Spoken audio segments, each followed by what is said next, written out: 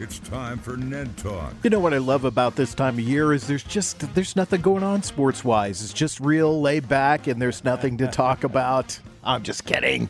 It's one of our favorite times of the year, isn't it, Ned? Well, yeah, playoff basketball, hockey is about to get underway with their playoff Stanley Cup live. It's a great time, and that sports pot is boiling. Yep, and the sports pot is boiling over right here on 104.7 The Cave for Ned Talk, your local live sports talk show. I'm your host, Joe Westen, with Ned Reynolds. Jake Gallette's with us today. Alex Scott's out. Josh Roberts sitting in as well. So let's we're ostensibly talk about the Chiefs. So let's start right there. First of all, we broke the news last week on our show that Rashee Rice was involved in a major car accident in Dallas. What's played out throughout the week, Ned? He, and I'm sure this was under the advisement of his lawyer, admitted to everything he did. And without knowing the details, you had to think the lawyer said, "You better fess up, buddy," because they have pictures, they have everything. If you cooperate, admit it, maybe they will be a little bit more lenient with you. That does happen. Does that mean a plea bargain? No, I don't think so, not in this case. But because he and his buddies left the scene of an accident. That's the key. Fortunately, and if you can see a silver lining, nobody was killed. But the guys, and it turns out that Rice is driving the Lamborghini that caused all of this, veered out of the way, and so forth and so on. I think that's going to have some significant ramifications as far as this season's concerned. What, it's really wrong to even guess, but I would be surprised if he's in uniform for much, or out of uniform, I should say, for much of the season. Do you see that the NFL is going to step in during this? Well, they will afterwards. Yeah. After the state has gotten involved in this and created their penalties, then the NFL, and the NFL is usually a whole lot more severe than the state is. Yeah, so what's the possibility here that he's facing? The max, and the max is not going to happen, I don't think. But the max for leaving the scene of an accident is 5 years in prison. Wow. In Texas, and I think it's a $250,000 fine. But I don't think he'll get that, but he will get some significant time out of this. By time, I mean time away from football. Yeah. We it seems like we go through this every year, Jake, with the Chiefs, and just before draft, something happens that causes maybe the Chiefs to shake up their draft board. Do you think that's going to happen in this case? I don't know. It's one of those deals where what his lawyer's having him do is just come out. We all learned, I think everybody can learn from the Kareem Hunt situation. Mm-hmm. If you remember, Kareem Hunt basically lied to Veach and Andy Reid and was like, no. And then, of course, the video comes out, and sure enough, he kicks dragging her across the carpet by the hair. Exactly. So I think, Rice needs to listen, and I think he's done the exact thing, the right steps to make sure that hopefully he's in a uniform on week 1. But yeah, I mean, you see who they draft. They signed that kid out of the rugby league. Yep. Mm-hmm. So they already started the steps there.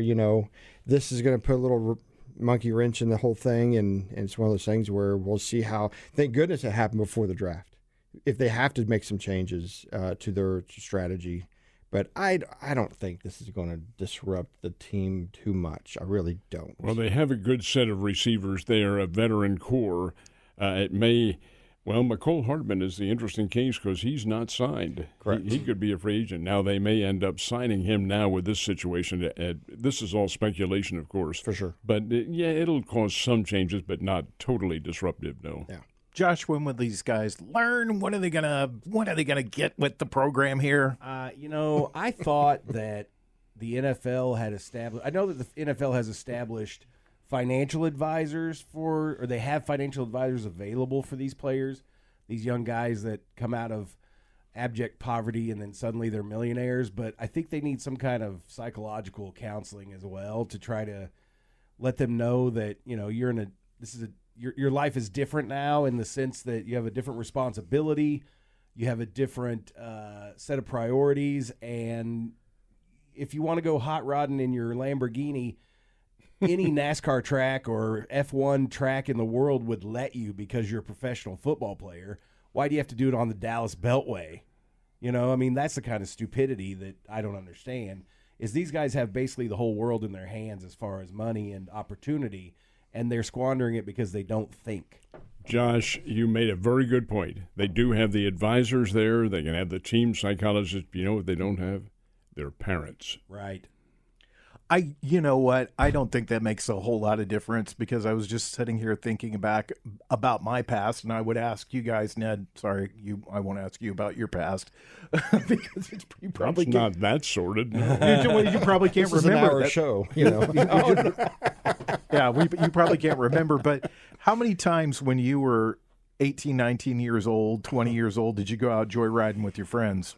Oh man! And do something stupid. I'll just go ahead and say it. I was the worst, but a really good kid. But I've been there where I left the scene of an accident, left my car in someone's front yard, and went and played golf. And my dad, I moved out, married.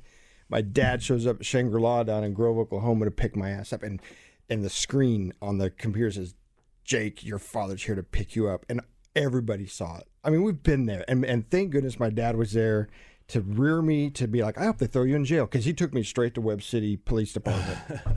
I've been there, but I think the parents have to, this is about child rearing.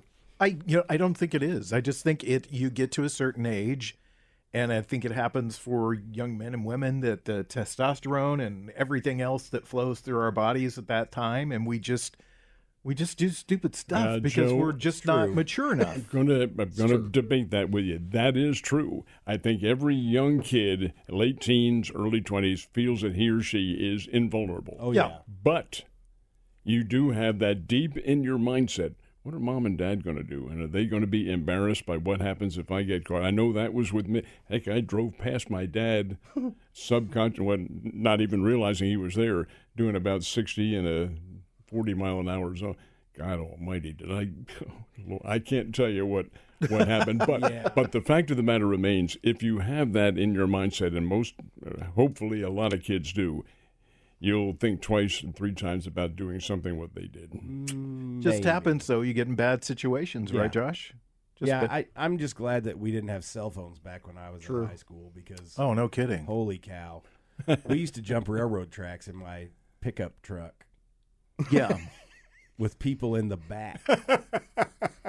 Hold on. Yeah, I mean, the silly stuff that we did could have easily ended in tragedy. Yep. And looking back on it, you just got to shake your head. And whether you're Rashid Rice or whether you're Josh Roberts or anybody else, people make mistakes. Yeah. They do things, and sometimes those mistakes cost people's lives. Sometimes they don't. Sometimes they're just dumb things you did and you can laugh about. But like you're saying, things can happen. Oh yeah, and I had great parents. My parents were strict enough, but not overly strict, and they put the right philosophies in my mind. But I still, at times, did stupid stuff just because I was a stupid kid. And think about history here too, because it hasn't been that long ago that Henry Ruggs had his big deal, and now and these guys are old enough that they know about that and the penalties that can happen and so forth and so on. That's what puzzles me about it.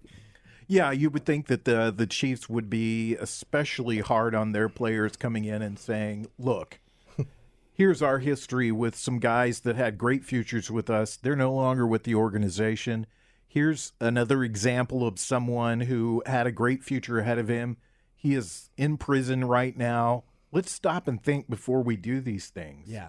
But, all that stuff, all that money, all that ego, all that Super Bowl ring and everything else is ringing through that kid's head, and he made a bad choice. And I guess the bottom line in all this is we're glad nobody was seriously hurt. Right. That is true. What if you made a good point about having this? What if they went and toured and talked to these guys that are in prison and said, "Hey, Scared sit straight with these But people." yeah, I think for 30 minutes. there's a percentage of that works. If you show them what the consequences of certain actions are and say, look at this guy.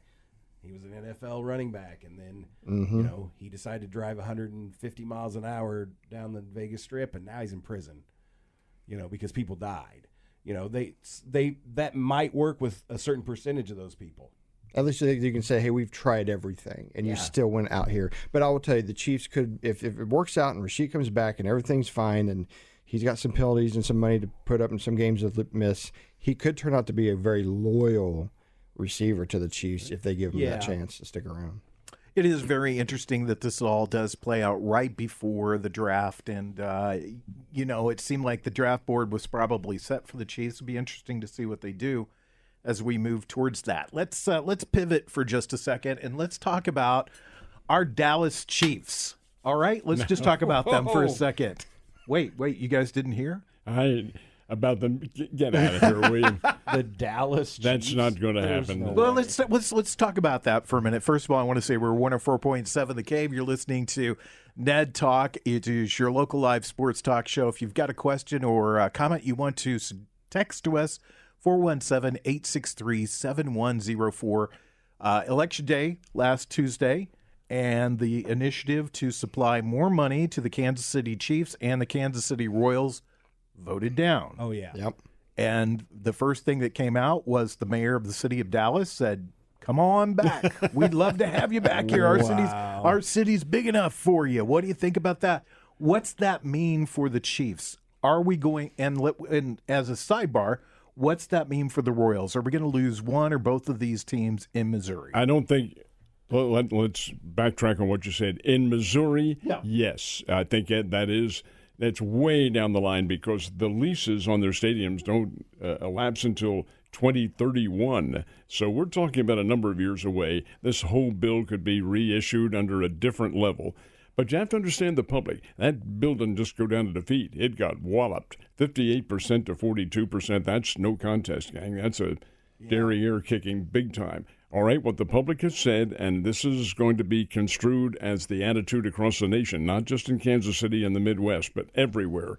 Fans are sick and tired of high ticket prices, paying astronomical fees to get into the parking lot, for God's sake, concessions, and you want us to finance the stadium? To hell with all you guys. We'll just sit home and watch the games. That costs money. It isn't free TV anymore. It's pay TV. So here's where I think the line has been, or the whole situation has been turned around now, where the public has said, hey, we're not going to be held hostage anymore.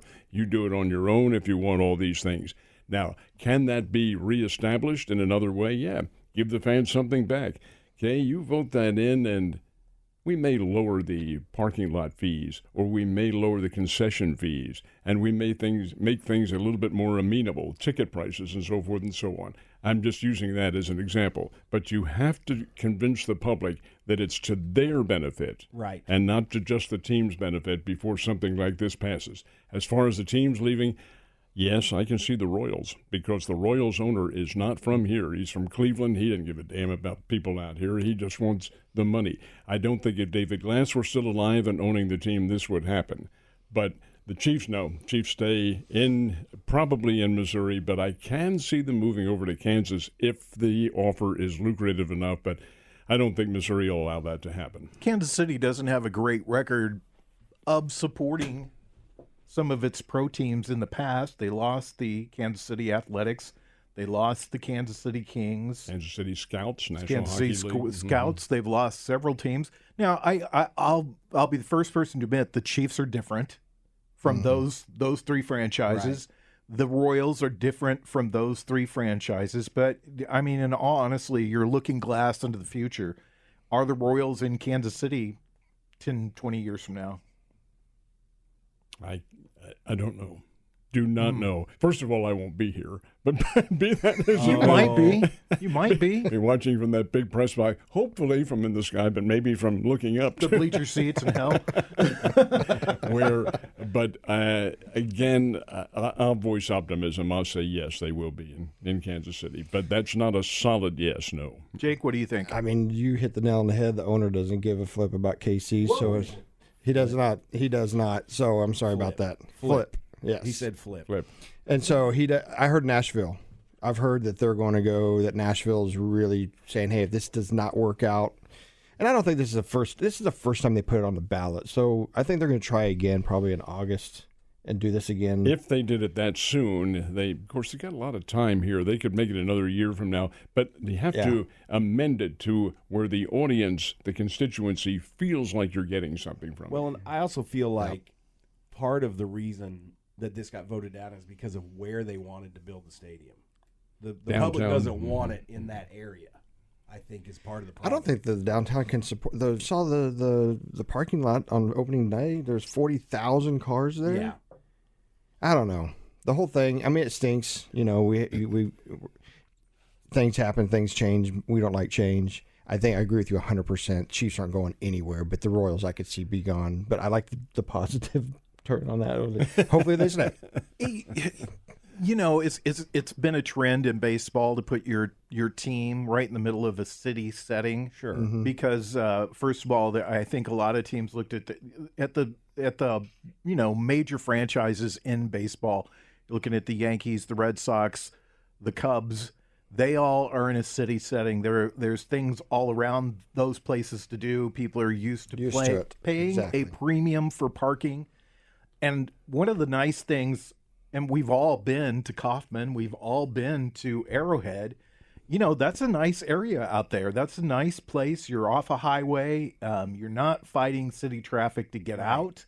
You're not going through a bunch of city stuff to get there. Yep. And it is a great complex. And I think the urge to move the Royals downtown is a mistake. Personally. Well, I think everybody will agree with that from our standpoint here, it's a mistake. What they could do, and one of the complaints I hear about having it out there in the Truman Sports Complex, is there's nothing else there.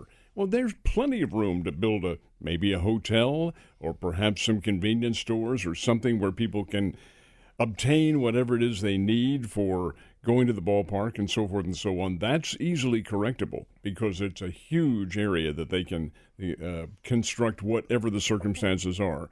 But in terms of convenience, nothing beats that. It is right there. You drive off 435 and you're right there into the ballpark, and it's very convenient. The parking prices are way too high, thank you. But over and above all that, no, it's a great place. Well, I think the thing about Kansas City is it is more sprawling than the cities that you mentioned. Yeah, it is. St. Louis is more of a East Coast type city where everything's built up and in a tighter configuration. Kansas City is more like a West Coast city, like LA, where everything is sprawling. And I think that's part of the problem. They don't want to put it downtown because there's not enough draw downtown to bring all the surrounding area people there. People are used to it being where it is, and like you said, the convenience of getting on the highway, getting off the highway, you're right there. That's all going to be gone if they put it right anywhere downtown, because there's a comic book convention that happens every year at the same time as the Big 12 tournament in downtown Kansas City over by it, because it's at Bartle Hall, and then they're playing at McDonald Arena or where, and it's insane. And the Sprint Center's right there. And it's insane to try to drive around in that and find parking. And if they put a baseball stadium, that just intensifies that as well. Or a football stadium, it's even worse. You also made reference to Boston, New York, and Philadelphia. And all of these metropolitan areas have city transit systems. Yeah, and exactly. There's none up there that's really amenable to the ballpark. Heck, at Philadelphia, you don't drive the games. You get on the subway or the bus, and I mean, they're crowded, of course. They're all fans going to games. But that's the purpose of them. It's to take away from all the parking spaces. That doesn't exist. In St. Louis, for instance, which has been a baseball franchise forever and ever, they do have a transit system that extends out beyond the town to Shrewsbury and places like that, where you can get on the transit and go right onto the games. That's what makes it a whole lot easier. Mm-hmm. And that's not what Kansas City has as such. No. My buddy and I went to a concert, Elvis Costello, in Chicago about 10, 15 years ago. And the great thing was we took the L. We got off. We were right like 2 doors down from the concert venue. And when we went back that night, we got off somewhere. I don't remember where. I'm not super familiar with Chicago. And we walked about 2 blocks, and there was Wrigley Field. Yeah. So there was no need for us to drive anywhere. It was just buy that transit pass for the night, and we rode as much as we wanted to or as little as we wanted to. It was super convenient, and so it was a great thing. Has the Chiefs franchise said anything? Have they said anything at all about the defeat? They have said we're going to have a caucus over all of this and see just exactly what they're going to do. And these are very smart folks. They're not just dumbbells who are thrown together. They know what they're doing. They know how it has to be addressed. They saw the margin of defeat, and they will do something to correct that. Hopefully that's something they do. makes it a little bit more amenable to the fans. Again, I don't think the Chiefs go anywhere. The Royals, another story, unless the circumstances really improve and the owner improves his mindset, because I don't think he cares. Quick take from all three of you guys before we go into the commercial break. Carson Wentz, backup quarterback for Patrick Mahomes this year. Great move. I am not a fan of it. I'm fine with it. What about you? I don't think it's a good move. I This think is Andy Reid bringing another player that used to coach. I'm telling you. Yeah, I don't think it's a great move because I think he's more likely to be hurt than Patrick Mahomes at any point during the course of the season. Yep. 2-2. What does that add up to? That adds up to 0. That adds up to 0. When we come back, we'll talk about the NCAA tournament. It's Ned Talk on 104.7 The Cave. You're listening to Ned Talk on 104.7 The Cave, part of the Kansas City Chiefs radio network. Back to Ned Talk on 104.7 The Cave, a proud member of the Kansas City Chiefs radio network. Somebody just sent us a text message that says, I love this flippin' show. Keep those texts coming. Keep those text messages coming.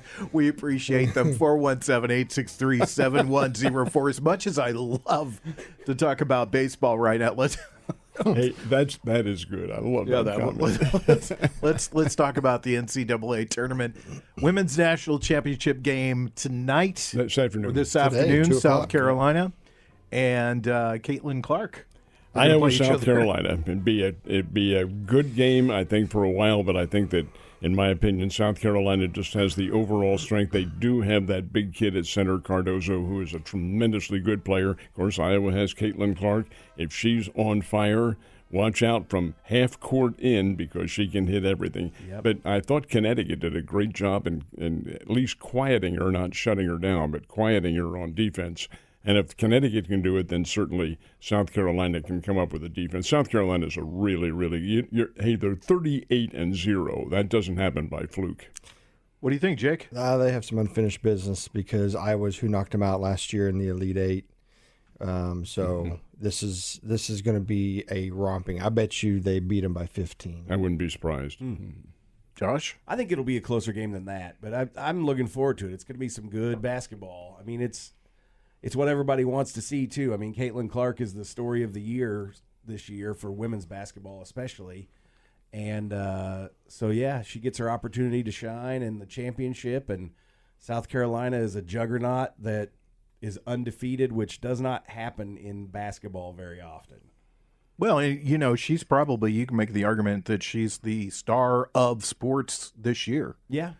Overall, because she's just had such a phenomenal impact on not only women's basketball, but college basketball. We talked about this on the show in the past, Ned, that they're just not the stars like they were 10, 15 years ago in college basketball because guys don't stay that long anymore. So it's hard to build that loyalty up and that story up from season to season to season.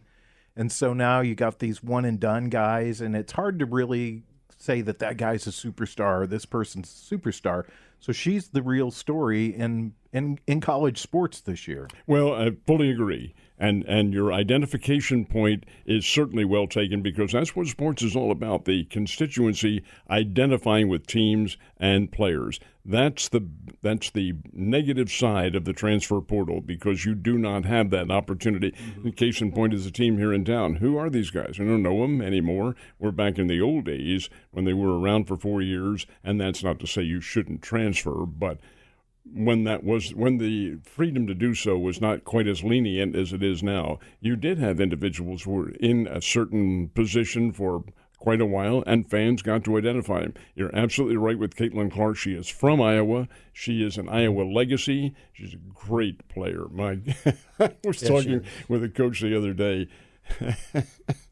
who was telling us, well, Ned, we played Iowa back a number of years ago when Clark was a freshman or sophomore, whatever it was. And we told our team, this is not anybody who they played recently. We told our team, watch out for that girl because she can shoot from midcourt, and she'll do that.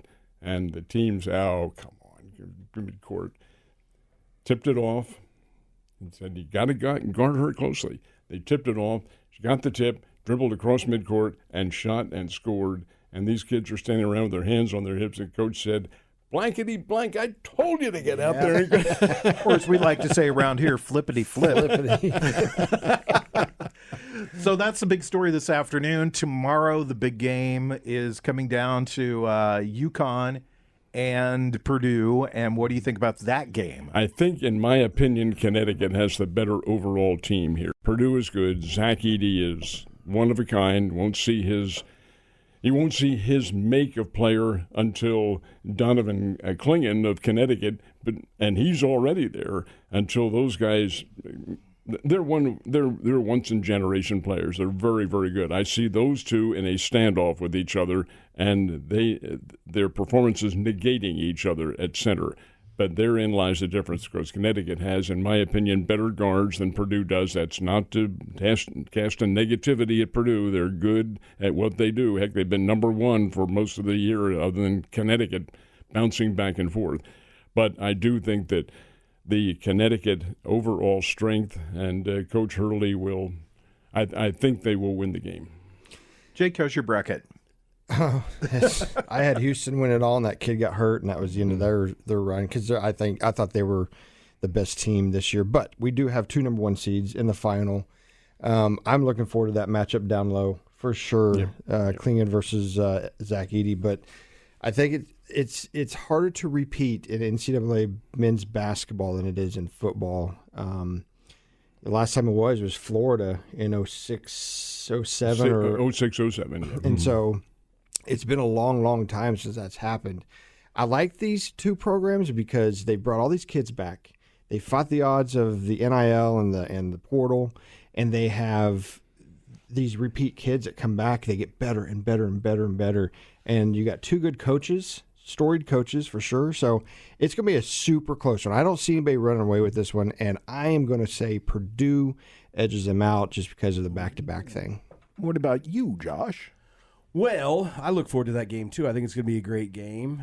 It is the big guys are going to be a great matchup as long as Klingen's hand isn't too injured, because he had already had an injured hand and then it got worse as the game went on. But yeah, that's going to be a good game, and it could go either way in my opinion, because both of them have shown how dominant they can be, and they've both also shown that what it takes to stay with them. And so I don't know who to pick in that one, because I picked Alabama to beat North Carolina State in the final. I had all 4 of the Final 4, but I had the wrong teams winning in the semifinals. So, whoops. But anyway, it's going to be a good one. Ned, what's your overall take on the tournament as a whole this year? I think it's been a very good one, very entertaining one. I really feel like the NIT runner-up, Indiana State, should have been in the NCAA, and arguably Seton Hall should have been in it too. So, but with that, whatever the field is, there's always going to be somebody left out who feels slighted by the whole thing. But overall, every team in there, it's been a very good tournament. There have been very few blowouts. The teams who everybody thought would be there, for the most part, have been. It's been a very good mix of talent, and I think we're seeing the overall level of parity that we have in the United States with college basketball. Yeah, it is. It's been really, really good. Let's turn our attention to what we've been talking about over the last couple of weeks, and that's our college basketball team, one of our college basketball teams, the Missouri State Bears. How are things shaping up there? Anything happen over the last week? Well, new coach. Well, I mean, yeah, we knew that. But any word on it? You said that he had 1 player on the roster right now. Everybody else has entered the transfer portal. To my knowledge, that is the case, and one is already gone. He signed with DePaul, and that's N.J. Benson, who arguably was among the very best players on the team. That's not really an arguable point. He was one of the best. 6'8" kid who could rebound. He got a pretty good little nil from DePaul in Chicago to go there, so he is in. The others, to my knowledge, remain in the transfer portal. Now, you have to understand how that works. If a player declares for the transfer portal, that scholarship's gone. You're out. You've severed your ties with the university. So you are in no man's land. However, you can say, I want to come back. I've decided to change my mind. Well, then it's up to the coach. Does the coach want? A coach could say, no, the heck with you. You want to transfer, so get out of here. Or he could say, understand your mindset. I'm a new coach here. Yeah, I think you could probably do some things. We'll give you a scholarship back. Not necessarily your scholarship, but we will give you one back. So it's a two-way street. And I think probably Coach Martin knows who he wants to have back and will work to that end. Were you at the press conference this week? I was, yes. And what was your overall take? He did a great job. Conzo's a terrific speaker. He is very measured in what he has to say. And the whole atmosphere was very positive, big crowd. That's one wag who you guys probably know said, my God, this is more people than we had at the games this year.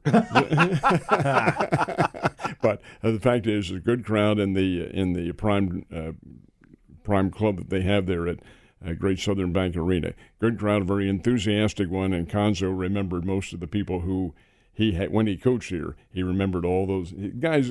Very bright. Remember you? That's the most important thing. Well, it is for me. Yes. Well, did he remember you though? Of course. You walk up and go, Ned. And shook your hand. You remember now? I did the TV shows with him, and we did. Kelby Stuckey and I did the televised games with him. So yeah, he wouldn't forget that right Yeah, away. and you stiffed him on that bar tab one time. That didn't happen. Just once. In pure Ned fashion. All right. When we come back, we'll talk a little bit about baseball. It is Ned Talk on 104.7 The Cave.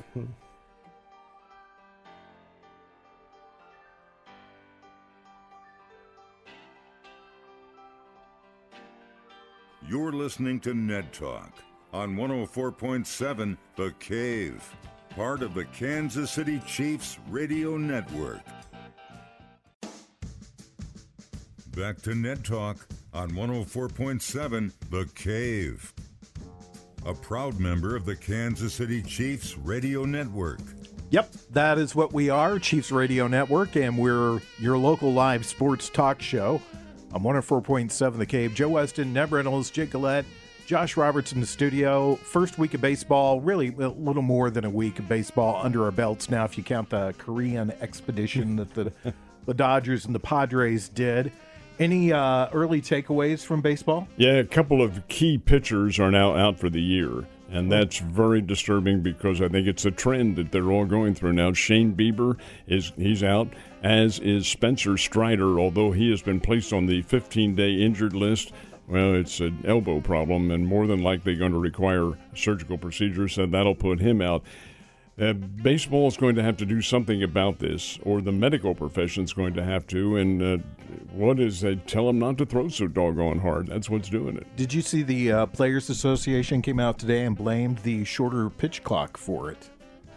Well, I can understand the philosophy behind that because you are making more pitches, but again, it wouldn't happen if they were pitching instead of throwing. Now, that's not Knox, Strider, and Bieber, among the others, are all great pitchers. But again, they throw so blasted hard because that's the protocol that's used these days, and I'm not sure, in my opinion, that that's all that good a thing. Yeah, Jonathan Loaiza for the Yankees is down for the year. He's also getting a Tommy John surgery on his elbow. And, of course, we know Garrett Cole went out earlier with it's really a strain or an undescribed illness. Josh has gone to sleep on us. No, I'm just thinking. Just thinking. One of the other big stories this last week of baseball is the Ohtani home run ball. You want to go over that story a little bit, Jake? Yeah, so he had a home run, and a lady caught the ball, and she was there with her husband, and they said that like 17 different officials from the Dodger Stadium came down and was like, hey, come with us, come with us, come with us. So they do, and as soon as they got kind of behind closed doors, they separated the husband and wife, and they strong-armed her into giving them the ball, which they said is worth over $100,000. Somebody came out and was like, that ball's worth $100,000. What they gave her was 2 hats that were signed by Ohtani, and then she was like, and then like, she goes, how about a baseball and a bat too that weren't, but they gave them to her. And then Ohtani's, the whole thing with his interpreter, right? His new interpreter said that she actually met Ohtani, and that's not true. So now they're saying that she's got now legal, and they're going to go back and try to see what's good. It's just kind of weird. What makes that ball worth $100,000? He's just, it's kind of like baseball cards today. Do you notice how things come up and they're super popular and super worth a whole lot of money, and then all of a sudden, a year from now, that card is not worth? I think it's just so was a this hype. his first home run of the year? First home run Dodgers. with the Dodgers. Oh, For the Dodgers, yeah. So it's a first thing. Exactly. Yeah, and he's the biggest player in the sport. Oh, yeah, so, yeah. I get it. I just don't see, I mean, it's not a milestone home run. It's just a first as a Dodger home run ball. So I wouldn't think it'd be worth $100,000, but I don't know. Well, you know this as well as anybody, Josh, because Josh is our resident collector. I'm a collector too. Yeah. I think you collect a little bit, Jake. Different. We all collect kind of different things, but when you're, especially in the sports world, you're kind of hedging your bets too when you get something like that, or when you get an autograph or anything like that, is that the increase in value of that over time. Right. Well, and ask Todd McFarlane how that worked out with the Sosa and McGuire balls that he paid so much money for. Yeah. And then here comes Barry Bonds and breaks the record. Now I don't even know I don't know if Todd McFarlane even owns those balls anymore. He may just thrown them away. Who knows? Well, I think you made a very good point, too, in regards to what's going to happen in the future, because right now Ohtani is the biggest name in baseball. Watched his game at Wrigley Field, not yesterday, but Friday, and the fan reaction to him. This is a guy on the Dodgers, for heaven's sake, playing in Chicago. The fans are going absolutely nuts. So I think what makes that ball valuable, first, as a National Leaguer, and secondly, what's going to happen 20 years from now when he's maybe the greatest Asian player ever to live, although Ichiro Suzuki is pretty doggone good. Yeah. I mean, Yep. The Cardinals have, you can't say they are off to a bad start, but they are in last place in the National League Central. But they have a winning record. They're 5-4. Yeah. Yep, they're 5-4. What's your take on the Cardinals so far this year? Well, keep in mind now they're playing Miami, and Miami's 0-9, which absolutely astounds me because they're a better team than that. And you have Jake Berger on there, already has 4 or 5 home runs, something like that. He hit 2 of them in St. Louis on Thursday. But Miami still doesn't have any pitching at all, and they have injury problems that have really kind of compromised the ball club. Cardinals, I think, have a reasonably good ball club. They'll be a little bit better when Sonny Gray comes back in and gets into their rotation. But the rotations, Matz pitched well yesterday, and Steven Matz has been problematic and inconsistent for them. But once they get those guys rolling, key is it's April. Now, those guys are not young, that starting rotation. What's going to happen when it's 110 degrees in July and August and they're going out there and pitching? Is that going to wear on them? That's an intangible. You just don't know. Well, you say it's April, but I think anymore you find in baseball that teams that don't play well in April really shoot themselves in the foot going forward in the season, and that was part of the problem with the Cardinals last year. 24 losses in the month of April, and it really came back to haunt them. That is right, but it's how the teams, they don't have the 24 losses now. They're 5-4. So they're over 500, and they have the Philadelphia comes in tomorrow night to play. So again, you look at how the schedule is going to go, but in April, you don't have quite the weather conditions that you do in midsummer, and you don't have the rigors of travel and so forth and so on. So there are a lot of intangibles to take into consideration. Pittsburgh Pirates on top of that division, they got off to a fast start last year and then faded away. Do you see that happening with them this year? They were 20-9 at one point last year, 20-9, and then all of a sudden they went in the tank because they were the Pirates and they were very young. It's basically the same team this year. There are some additions to it, and I think they maintain themselves for a while. That's not to say they're going to win it or be a championship team. I think Cincinnati has the best chance in that league other than the Cardinals. But over and above that, Pittsburgh's not to be taken lightly. They can play the game. Other big story in baseball right now is the Oakland A's fans are showing up and staying in the parking lot. They're not coming into the stadium. They have signed a deal to play in Sacramento, and during that time, they will be simply known as the Athletics. Nothing else. Right. What do you think of that? Well, obviously it's a stopgap measure. I'm a little bit surprised in a way that Oakland offered them a chance to play in the Oakland Alameda County Coliseum, but I think the front office got together and said how many people are going to show up. And do we have a chance to play in another place where at least we can be, for a while, a short-time major league team in your city? And Sacramento made a very nice offer. Key is this. They're going to play where the Sacramento River Cats play. That's a Triple-A farm team, but the stadium is no bigger than Hammons Field.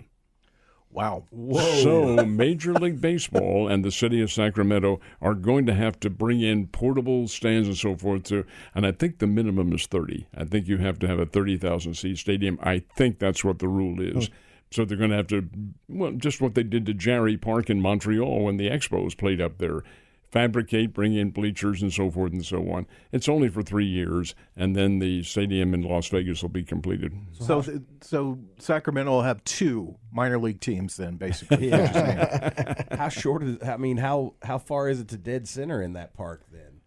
I'm assuming 400 feet. I don't think the dimensions are in question. It's the attendance. Okay. But again, they will not be affiliated with any city for those 3 years that they play in Sacramento or state. They will be, as far as I know, the only major league team to ever have that distinction. Do you know if that's a trivia question for you, Ned? Well, in all honesty, I don't think that's ever existed before, but I don't know for certain whether or not there's been one that just went by their nickname. So they could just be know. a barnstorming league and decide they want to go play at the Memphis Mudcats Stadium. Any of you texters out there that want to text in and tell us about that, you can do that, 417-863-7104. Tell us if that's the correct answer, the correct what we're talking about here, that they'll be the only team in Major League history, the A's, to play without a state or city designation. There's a guy in literary history named Philip Nolan. Does it mean anything to you guys at all? He was the man without a country. In the very famous Edward Everett Hale short story, The Man Without a Country. All right, the A's are the team without a city. Team without a city. 417-863-7104. When we come back, we'll talk about what we're watching on TV this afternoon. It's Ned Talk.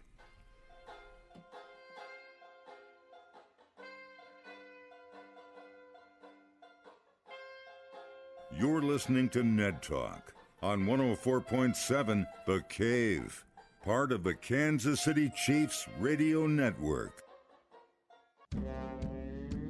Back to Ned Talk on 104.7 The Cave, a proud member of the Kansas City Chiefs radio network.